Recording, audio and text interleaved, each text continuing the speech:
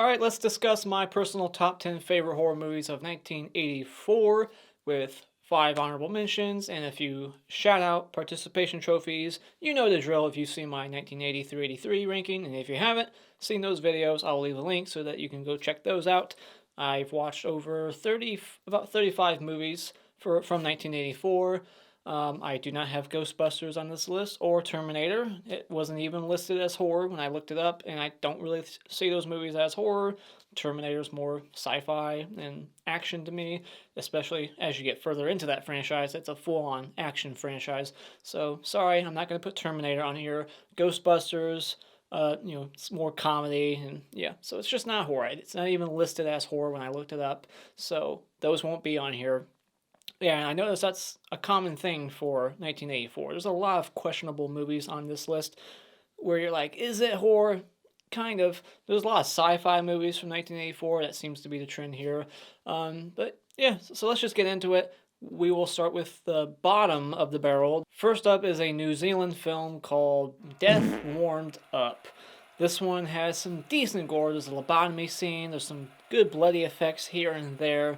But the movie overall is just not good. It looks cheap. The acting is awful. You got odd character reactions, a terrible script, dull characters, awful dialogue, overuse of steam and like flashing lights. And on top of it all, just very bad editing, lots of, bad slow-mo, reusing shots, reusing scenes even. It's just a poorly put together film, so Death Warmed Up is all the way towards the bottom at number 5. Next up is a movie that is one of Kevin Costner's first films, and that is Shadows Run Black.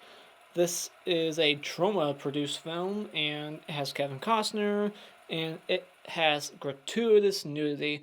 Every scene has like a pair of breasts in it from someone else, like just a fresh pair of breasts in every scene. There's a scene in the movie where this birthday girl who has this magic show being done for her, she just abandons the show, abandons all her friends and relatives that are there for her birthday party to go outside and start skinny dipping out of nowhere. It's just very odd. Very, very poor acting. Boring as hell also. This movie tries to be creepy with like prom night phone calls, and the killer in this movie even resembles the killer in Prom Night.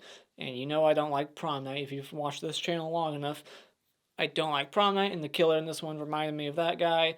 It's just a very tame, goreless, lackluster slasher, and it's just awful. And it's just a very messy script that feels like there's just scenes missing from the film, too. It's just that bad. Next up is Splatter University.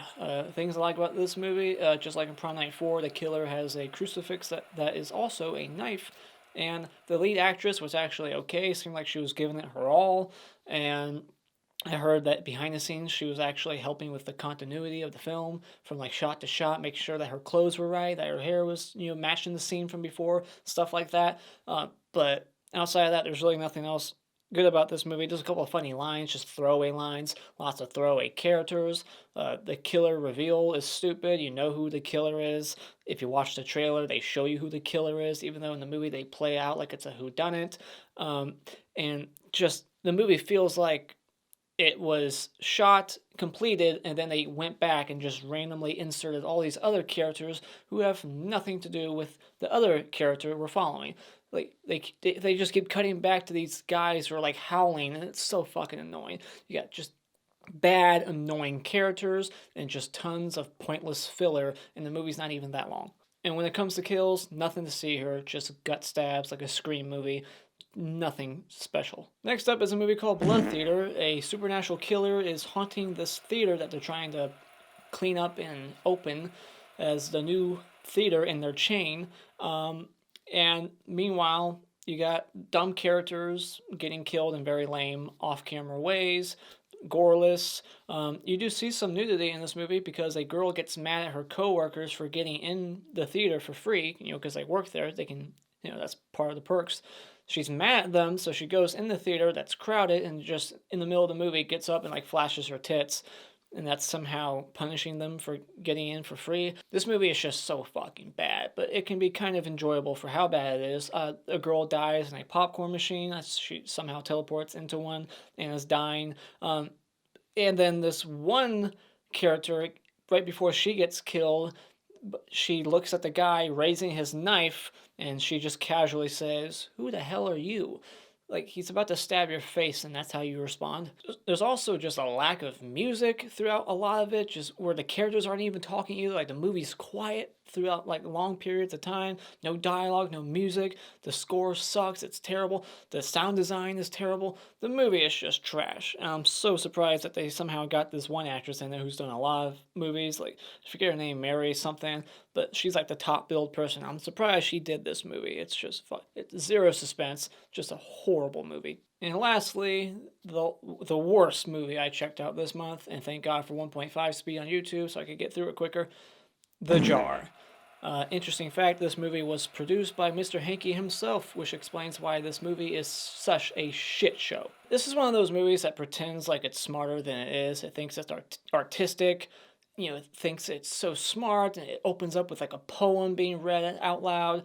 It's just fucking boring. This is just ultra low budget, shot on video garbage that has just abysmal framing and horrible direction, horrible everything. Like, the story makes no fucking sense. You got pitch black lighting, you can't see shit. You got horrendous acting, horrible dialogue, horrible almost everything. I can't stress enough, this movie is absolute garbage. What is this thing in the jar? It just possesses people, I guess, when it's within a certain proximity of you. As long as you have possession of it, it's gonna fuck with you mentally. How exciting is that? The thing in the jar doesn't move, doesn't say anything, it's not scary looking, it's just stupid. We know literally nothing about this main character we're following throughout the whole fucking movie. It starts with him picking up a guy and immediately getting this jar, and it starts fucking with him mentally, and meanwhile, I don't know who the hell this guy is. It's boring as fuck, and it's just an incoherent student filmmaking mess. Now that we got that out of the way, before I go into my top 10, let's go over some participation trophies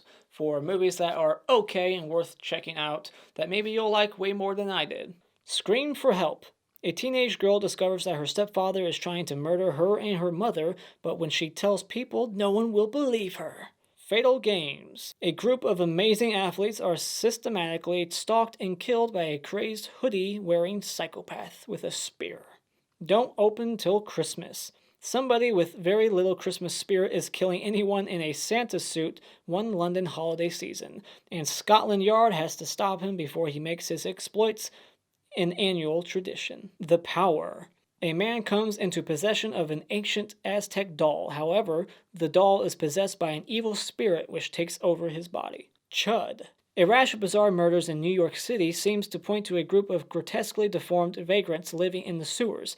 A courageous policeman, a photojournalist, and his girlfriend, and a nutty bum who seems to know a lot about the creatures, band together to try and determine what the creatures are and how to stop them. Firestarter. Andy McGee and his wife, Vicky, participated in secret experiments, allowing themselves to be subjected to mysterious medical tests. Years later, the couple's daughter, Charlie, begins to exhibit the ability of setting fires solely with her mind. Blind Date.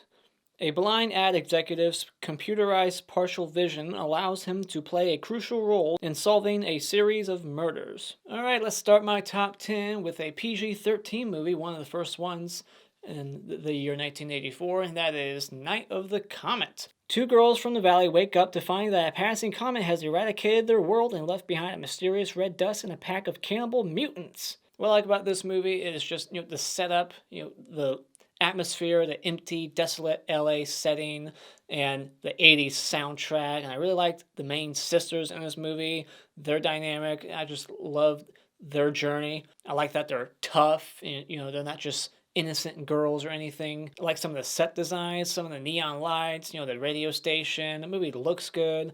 It has fun. It's not so scary. It's more like sci-fi. Some zombies here. There should have been more zombies in the movie. Maybe that would have helped it. But I really like it. It has an uplifting, happy ending. I don't care for the dream sequence.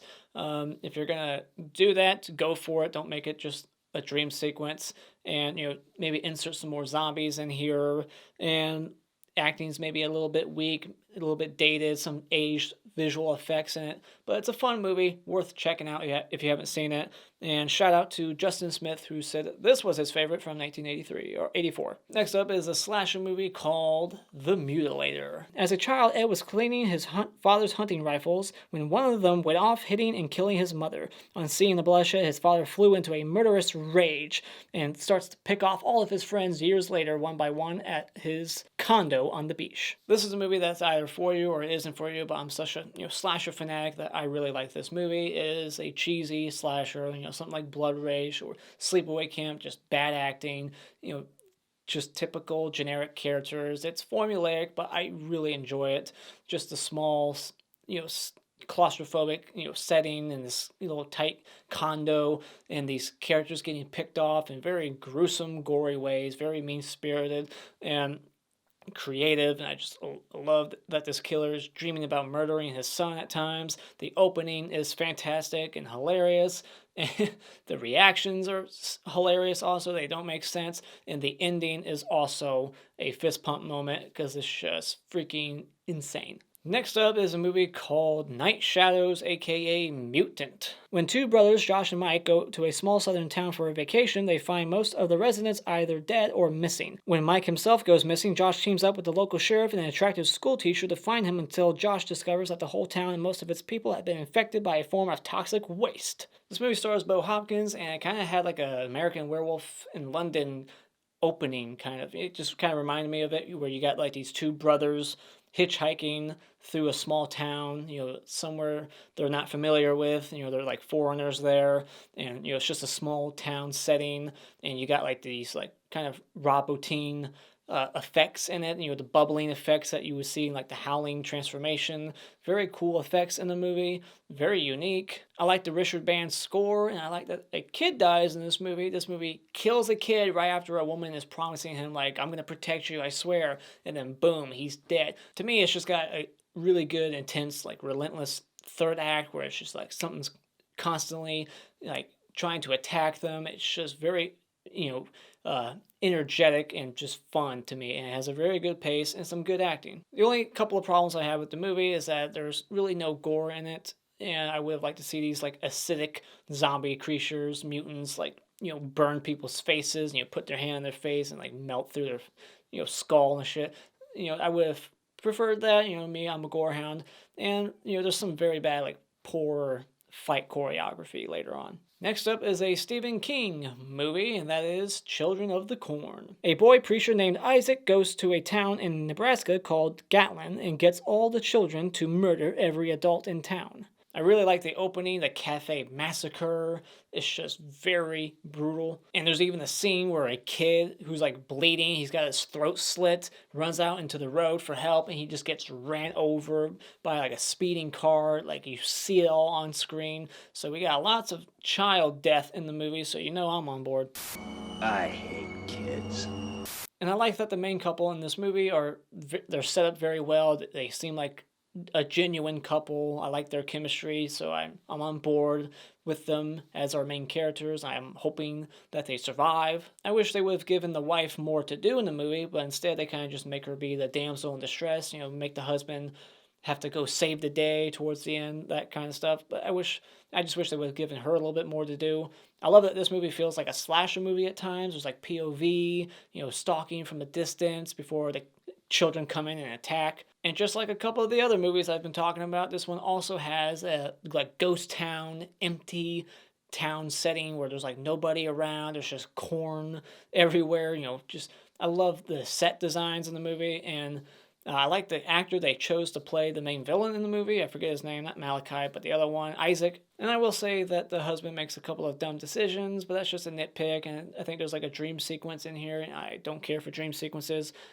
But overall, actually a really good movie, way better than I remembered. I haven't seen this movie in like over a decade, so it was a nice surprise revisiting it for this ranking. And shout out to Chongo Chalupa, who said that this was his favorite from 1984. Next up is a trauma movie, and that is The Toxic Avenger. Tromaville has a monstrous new hero. The Toxic Avenger is born when mop boy Melvin Junko falls into a vat of toxic waste. Now evildoers will have a lot to lose. I love how extremely unapologetic and un-PC this movie is. You got kids being ran over by cars twice, and then they get out of the car, they take pictures of the kid, so more child death, there's a theme going on here, but we got brutal kills, and the movie is just, like I said, very un-PC. They say a lot of things and do a lot of things that you would never get away with today. The dialogue is very over the top, very corny. The acting, the performances, just very hammy, very over the top. It's hilarious. Not every gag and joke works, but this movie has a few gut-laughing moments in it. When they beat the shit out of that old lady, when they're pretending to like help her across the street and like grab her groceries for her, and they just start gut punching her, I start gut laughing. That shit is hysterical. But the few things that I don't like about this movie is that some sequences I feel like go on a little too long, and I said that some jokes don't really work. There's some cringy stuff in here, and the biggest crime this movie commits is not having extremely brutal, gory kills for the assholes who deserve it the most. I don't understand why they did that. It was a huge mistake. And shout out to Roy Spun, who said that this was his favorite from 1984, and I can see why. Next up is a Brian De Palma film, and that is Body Double. After losing an acting role in his girlfriend, Jake Scully finally catches a break. He gets offered a gig house sitting in the Hollywood Hills. While peering through the beautiful home's telescope one night, he spies a gorgeous blonde dancing in her window. But when he witnesses the girl's murder, it leads Scully through the netherworld of the adult entertainment industry on a search for answers. Brian De Palma is a terrific director, and his style is on display here. He brings back Pino Donaggio, the composer for a lot of his other movies, like Dressed to Kill, back to do the score for this one, and it's a wonderful soundtrack and a terrific cast. You got Craig Wasson from a lot of horror movies, Dream Warriors, most people's favorite, and Dennis Franz. He's got familiar actors that he uses a lot in his other work, and even a couple of small appearances from Barbara Crampton and Brink Stevens. Of course, I love the very bloody drill kill in the movie, like a Slumber Party Massacre film. And there's even a couple of twists in the movie that were good. One of them I kind of saw coming, but the other one I actually really liked. I liked that. It surprised me. I think the first half is the strongest portion of the movie. The second half is good, but the first half I was really on board. It's a very intriguing cat and mouse chase. It's suspenseful, and also a bit of a character study of Craig Wasson's character. I really like his character and his growth, and I just really enjoy the movie. So Body Double, very terrific film. Check it out. It's on Amazon Prime, I think. Next up is a Steven Spielberg produced film, I think, and that is Gremlins. When Billy Peltzer is given a strange but adorable pet named Gizmo for Christmas, he inadvertently breaks the 3 important rules of caring for a mogwai and unleashes a horde of mischievous gremlins on a small town. The only knocks I have on this movie is that the rules are ridiculous and they don't really explain them thoroughly enough, clearly, because this guy breaks all 3 of them within like the first 24 hours that he owns this damn mogwai. Like, really, like, after midnight? Okay, when can I start feeding him after midnight? And he can't get wet, like, period? Like, any liquid at all? Like, I don't know. It's just ridiculous. So, but that's just a nitpick. The snow is very fake as hell. So I did notice that. But other than that, this is a terrific film. Very Steven Spielberg. And just a good child horror movie. This is more horrific to children than adults, obviously. It's also got a little bit of Joe Dante's style here. You got very cool looking gremlins. I like the design of them and the robotic, puppetry work, whatever it's called, the mechanicals. I think it actually looks good. It doesn't really age that much, except for a couple of shots. This movie also has a very great cast, and it has some good quirky characters that, bitch with all the cats that you want to see die, and her death is pretty hilarious. But yeah, it's just a very good family horror movie like Poltergeist, and I like that it's Christmas themed, so it's something that you can stick in once a year as an annual watch around Christmas and enjoy it. Oh, and shout out to 2 users who, EJ Jeremiah and Sludgy Unicorn 63. They said that Gremlins was their favorite. Number 3 is the shirt I'm wearing, Silent Night, Deadly Night. Little Billy witnesses his parents being brutally murdered by Santa years later when he has to fill in for an absent in-store Santa Claus. His childhood trauma materializes once again. Punish! I love this movie. It's very rewatchable to me. Again, an annual Christmas watch for me and my household. I will watch this every Christmas. I love that this movie focuses on the killer. He's sympathetic, so I really like that. It's more of a character study in the first half, and then in the second half, it's a slasher movie with creative, good kills, some gore, lots of nudity from Linnea Quigley herself. beautiful as always. Love her character. She's just running around topless for some reason, even though she's got like a sister upstairs. The antler kill, great stuff. And just, I love the music, very 80s. Grandpa in the beginning, you better run for your life. And then, it's the best killer Santa movie out there, in my opinion. It makes me laugh every time I watch it because of how cheesy it is. That cheesy montage song, The Other Side of the Door. It is just awesomeness. I love it. The only thing I can criticize is that Mother Superior should have died in this movie, not part 2, that awful film. Yeah, I'm not a fan of that one. She should have died in this movie. This person right here should have died. And the movie only slows down like once, just once, when that cop's going around the orphanage.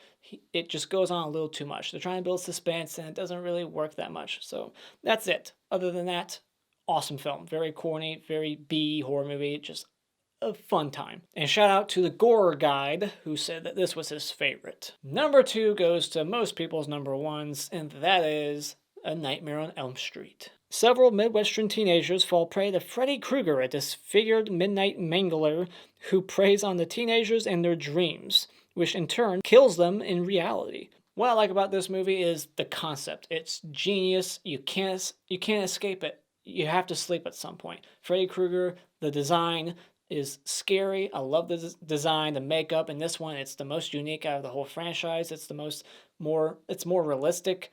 And of course, I love the unique weapon that he uses, and the death sequences in the movie are also very unique and very memorable. The Tina death is amazing. Johnny Depp, his first movie, I think, he gets sucked into the bed and all the blood comes out. This movie has lots of good, like, bone-chilling imagery. Tina in the hall in the body bag. Tina, help me, Nancy.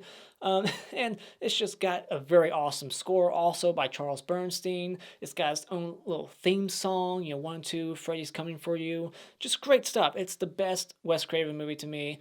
It's not the best from 1984, but it's damn near the best. I also want to add that this movie has some great set designs in the dream sequences and some cool atmosphere. I really like the look of the film. But the only couple of things I will criticize for this movie, just to be a critic here, is, of course, Heather Langenkamp's performance is not that great. It's not abysmal. It's not terrible, but it could have been better. She's not the best actress in this movie, and the ending is Robert Shea telling Wes Craven what to do. We all know that was not Wes Craven's ending. It's kind of confusing. Was the whole movie a dream?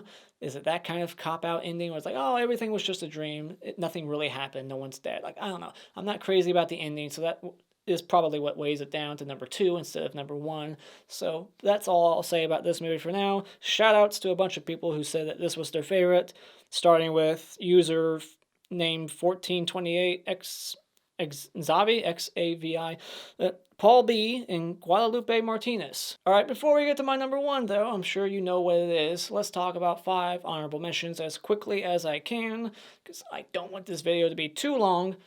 First up, we got Dennis Quaid's Dreamscape. This one's more sci-fi. It's not really that horror. There's nothing very scary about it, although I did find it funny that there was a Freddy Krueger moment in here. This movie's about people dying in dreams, and if they die in the dream, they die in real life. And at one moment, this guy has razor fingers. The effects in this movie are pretty aged. You got some good stop motion and claymation effects, but then there's also a lot of bad green screen shots in it that don't look that good. The snake thing I wasn't crazy about. But I do like Dennis Quaid in the movie. I like his character and his performance, and I like this whole Nightmare on Elm Street plot mixed with Save the President from Being Assassinated plot. It's kind of like an action movie. Next up is a slasher movie I've already reviewed and mentioned it on my top 10 standalone slashers list, and that is The Initiation. This one has a pretty good cast. You got Vera Mills and Clu Gallagher and Daphne Suniga and all kinds of people. You got this slasher third act with more psychological horror first 2/3 of the movie, which is interesting. I really like the third act though the most. That's more my style. You got a couple of good kills in here. It's a whodunit. I like the twist. It's kind of silly, but I like it. You got lots of POV and stalking and some nudity, some beautiful girls. It's just a very good slasher movie. It's not the best, but It's an enjoyable one. Some people aren't high on it, but I like it. Maybe it's because there's no gore in it, which is a negative, because for me, if you're a slasher movie, you should always have gore. But I do like the department store setting. I wish they would have utilized it more in the movie and got there a little bit quicker. And one last criticism before I move on is the final chase between Daphne Zuniga and the killer is pretty weak and awkward. Next up is The Company of Wolves. What I really like about this movie is the atmosphere and this, the set designs, it just looks really good. It's got like this fantasy world look to it. It's just very beautiful. And it's got one of the coolest transformation sequences. In the opening, I thought was pretty creepy, and it's got like these spooky dolls that come alive, and they're like chasing this girl through the woods. Lots of weird dream sequences and creepy, unsettling images. It's just a very unique and well shot movie, but it's not really horror enough. It feels more like a fantasy movie to me, not very much horrific. It's almost like an anthology. There's lots of like stories within stories, like they just keep telling different stories within it that I wasn't really crazy about. And the ending doesn't really make much sense to me, so that's also why I didn't like it as much. The ending was not that great. Next up is another movie that some would argue is probably not horror, but it's a rape revenge movie, and that is Savage Streets by Danny Steinman, who would make next year's 1985 Friday the 13th, Part 5, A New Beginning. And this has, of course, Linda Blair, and it's got Linnea Quigley, and it's even got an actress from Friday the 13th, Part 4, the nurse at the beginning. And yeah, there's all kinds of people here. You got John Vernon also as the principal, the foul-mouthed principal. Everybody in this movie is a foul-mouth, lots of vulgar language in it. It's just very Danny Steinman. It's incredibly 80s, sleazy as hell. There's a locker room, a fight scene between two naked girls just beating the shit out of each other. I think the best part of this movie is just the outrageous dialogue and the over-the-top characters. That's just what worked the most for me in this movie. And it's even got Billy from Friday the 13th Part 5 as the like science teacher. And I do appreciate that they didn't really show the rape so much. It's not like I Spit on Your Grave or The Last House on the Left. It's a very quick scene. It's not so in your face and uncomfortable. It's not that bad. So I appreciated that. The movie's cheesy overall, really, but I enjoy it. I enjoy Linda Blair gearing up and like using bear traps on these assholes and taking them out at the end. So it's just enjoyable, very good, fun, cheesy rape revenge movie in the 80s. So check it out. Next up, from the director of Highlander, is a killer Razorback movie called Razorback. This movie opens up with a toddler getting killed by the Razorback, so I'm on board. Again, child death. Very well shot, great visuals, creepy moments in it, really good stuff. There is lots of fog and backlighting, like the movie just looks great. It's very rich in atmosphere. And I really like the creature design on the Razorback too. And they use it just right. It's not on screen too much. They kind of treat it like Bruce and Jaws. They don't want to show it too much. As for any like nitpicks and criticisms would be there's no good creature gore or any gore in the movie at all. I would have liked to see some of that. And it's very hard to understand a couple of these characters' accents. It takes place in Australia, and they have some really thick accents. I legit could not understand them. I had to put subtitles on. And I will say there are some slight pacing issues, and I wish they would have had more of a focus on the hunter who loses that toddler at the beginning. That guy and his daughter, I think it was the daughter. It's been a while. Yeah, the hunter and the daughter. I wish they would have had more focus on those two characters and their relationship. But my number one, no surprise here. I'm sure you saw this coming a mile away before you clicked on it if you've been following my channel long enough. My number one is, hands down, one of the greatest slasher movies of all time, and it is my favorite in this franchise, and that is Friday the 13th, The Final Chapter. After the Crystal Lake Massacre, Jason is pronounced dead and taken to the hospital morgue where he is mysteriously revived, allowing his diabolical killing spree to continue at the camp where the gruesome slaughtering began. This movie, to me, almost everything is great. There's only a couple of minor gripes I have with it, and it's really just some editing things towards the end. I feel like they put these death sequences out of order. They should have had, Jimbo die, then his friend Ted, and then the people upstairs. But instead, Jason's just going up and down in weird ways, and it doesn't make sense. I wish there should have been more of a struggle between Rob, he's killing me. I wish there would have been maybe more of a fight there, but just a little nitpick. Doesn't hurt the film for me at all. You got bodies that just seem to teleport. Like there's a body on the porch, then there wasn't before, but now there is. And Trish, she doesn't want to jump over the dead body for some reason. She would rather go out a broken window and risk cutting herself. It's just silly stuff like that. But everything else is great. You got Tom Savini back doing the gore like he did in part 1, coming back to kill his creation, like he said, Jason Voorhees. You got some of the best kills in the franchise, some of the most mean kills, getting stabbed in the balls with like a harpoon gun. And Jimbo getting the meat cleaver to the face, one guy getting his face crushed. Like, this has the best kills because you got Tom Savini back on board with the franchise. And you got little Tommy Jarvis introduced to the franchise, played by Corey Feldman. I love that we have a brother-sister teaming up against Jason. It kind of reminds me of like Andy and Kyle in Child's Play 2, which is also my favorite of that franchise. So I always like when you got like siblings teaming up, and I always like that. And the final chase is like my second favorite in the franchise. It competes with number 1. It's one of the best final chases in the franchise. Very intense, very dark and atmospheric. I love how Joseph Zito lights this movie. He keeps Jason in the shadows for the most part. This is the best Jason. The mask is in the movie the entire time instead of in the third act, so it's icon Jason now. He's got the axe mark with the blood stain still there. I love that we have the opening at the morgue and he kills Axel, probably my favorite character in the franchise. Jesus jumping Christmas shit. Like I said, some of the best dialogue, some of the best characters, some of the hottest chicks, a lot of nudity, some of the most nudity in the franchise until you get to like parts 5 and the remake. It's just great on all levels. Firing on all cylinders. It's the perfect slasher.